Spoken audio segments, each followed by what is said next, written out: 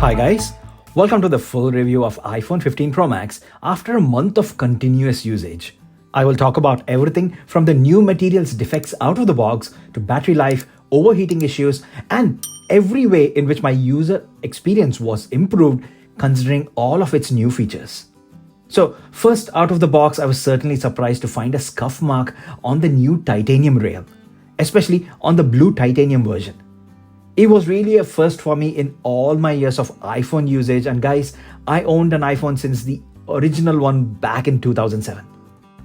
Apple promptly responded saying they will accept it back, so full marks for Apple support here. The color which I kept is the natural titanium shade, and even that had what looked like a tiny bit of discoloration, but it wiped off clean. So proof that the new coating which Apple uses on that titanium rail does react to your hands.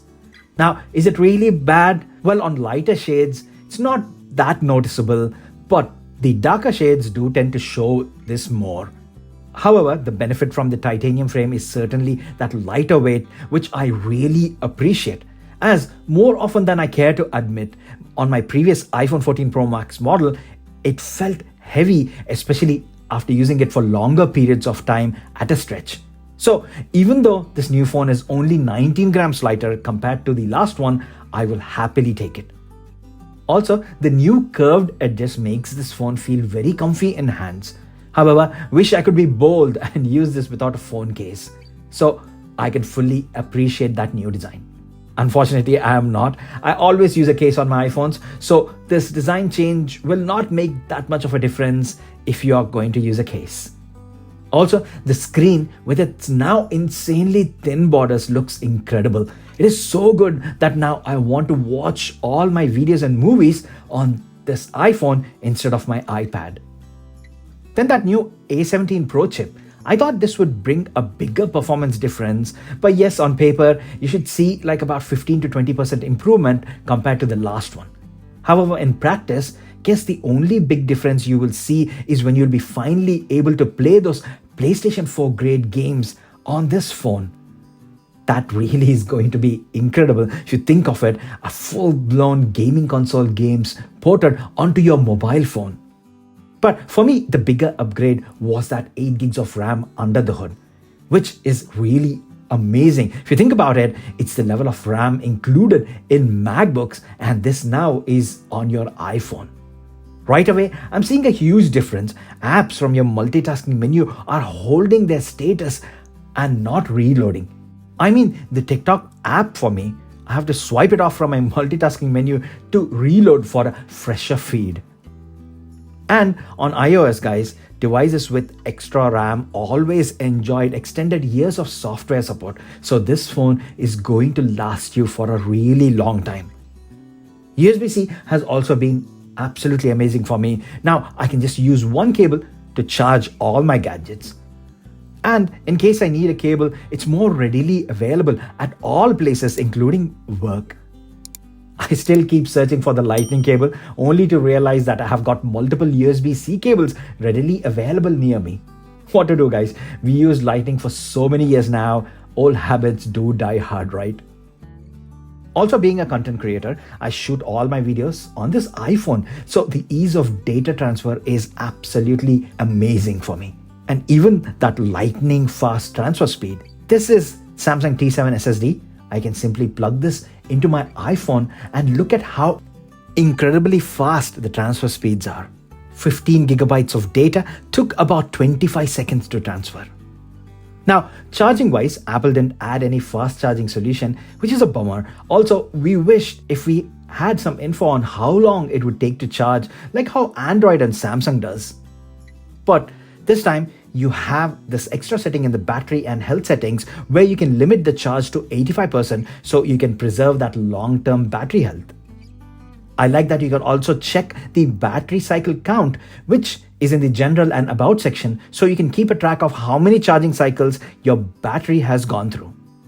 Now for info, guys, Apple says that their battery can retain 80% of health when you complete 500 charge cycles.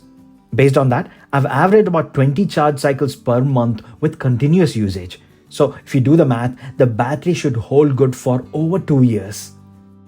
Now, whilst we are on battery, let's talk about the overheating issue and battery life. Now, yes, guys, out of the box, I did experience the overheating issue. It did not happen when I was using it intensively or even when charging it, but it just happened randomly. I never experienced an iPhone getting that hot. And then came the iOS 17.0.3 update, and this fixed the issue for me. And it never happened again. Plus, I don't think Apple throttled the performance to counteract with the heating as well, which is really comforting. Coming to battery life, it's been a mixed bag for me. I did see slight improvement over my iPhone 14 Pro Max, but yeah, this phone does consume battery a lot. Maybe it's the new processor with that extra RAM under the hood, or even a combination of AOD and faster refresh rate. My iPhone 13 Pro Max still feels like the king of battery as it lasts a long time. If you see my battery usage, I've been averaging like 5 hours of on-screen time, consuming about 50% of battery. So yes, you do get that all-day battery life. However, for me, I do hit like 60% battery mark midday, even with moderate usage, and that feels uncertain for me, wondering if the battery will last the rest of the day, especially when I don't have access to a charger. Let's talk about the action button. And yes, for me, it has been useful as I never use the mute switch on my older iPhone models. And coming to what I use it for, I keep switching it between camera and a shortcut which actually will shuffle my songs, as sometimes Siri fails to shuffle the songs for some reason, and I feel that I need this shortcut, especially when I'm on the go. Also, yes, I have accidentally pressed this button instead of my volume up button because despite being small, it still is a button, unlike last time where it was a hole, so you knew that it's not a button and you wouldn't accidentally press it. But yeah, it's a small niggle and I have done it more often than I care to admit. Moving on to cameras. Guys, what can I say? Cameras on smartphones have been really good, and this time around, I found the ability to adjust the focal length on the main lens very useful. You can get better close-ups without losing the quality. The 5x zoom is also pretty good, but I wish Apple kept the decent 3x quality as well without using the digital zoom, as I found a lot of times that 5x zoom is too much where 3x would have been perfect in that situations. Now, what is amazing is this feature where your pictures are captured at 24 million pixels instead of 18 like before, without too much increase in the file size. And due to this, your phone captures depth information as well, which allows you to adjust the focus and blur after the shoot. So you can take a standard picture like this and turn it into an amazing portrait. I've used this so many times, guys, and I simply love it. And then the final point is that extra base storage.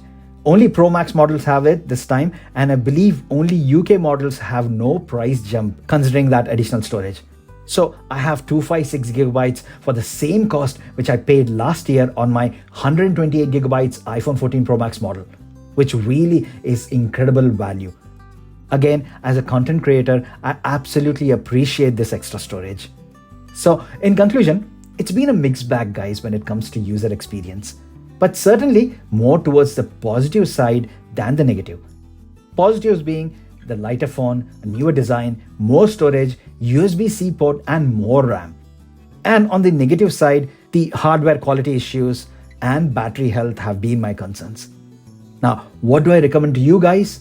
Well, Pro Max model is the top of the line flagship iPhone, and if you want every feature introduced this year, then the Pro Max model is the only option. Just check for defects out of the box, especially around that new titanium rail. However, I do believe that Apple has rectified this with the newer batch, as I don't see that many complaints online and on social media as well. So that has been my 1 month's experience with this iPhone 15 Pro Max, guys. What are your thoughts about this? What features do you like and don't like about the new iPhone? Do drop them in the comment section down below. And whilst you're there, guys, if you're enjoying my content, a like to this video will be immensely helpful, and please do consider subscribing so I can keep making these videos for you. And as always, thanks a lot for staying with me until the end. I'll see you in my next video. Bye for now.